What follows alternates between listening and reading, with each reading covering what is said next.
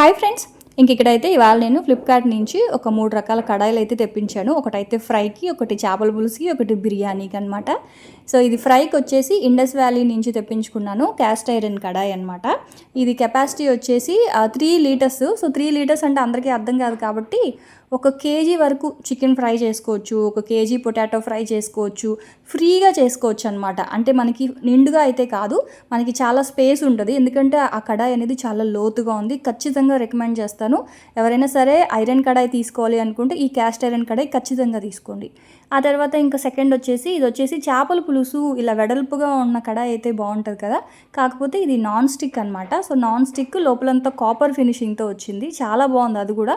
కాకపోతే ఏమైందంటే నేను ఎక్స్పెక్ట్ చేసిన సైజులో రాలేదు, కొంచెం చిన్నగా వచ్చింది. సో ఎవరికైనా కావాలి అనుకుంటే క్వాలిటీ మాత్రం చాలా బాగుంది ఆ చేపల పులుసు చేసుకోవడానికి కూడా కడాయి.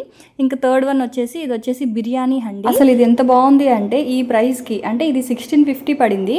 1650కి 10 లీటర్స్ నాన్ స్టిక్ కడాయి రావడం మాత్రం నిజంగా చాలా నచ్చింది నాకైతే. చాలా బాగుంది. దీనికి లిడ్స్ కూడా 2 ఇచ్చారు. నచ్చితే మీకు ట్యాగ్ ప్రోడక్ట్లో ట్యాగ్ చేస్తాను, చెక్ చేయండి ఒకసారి.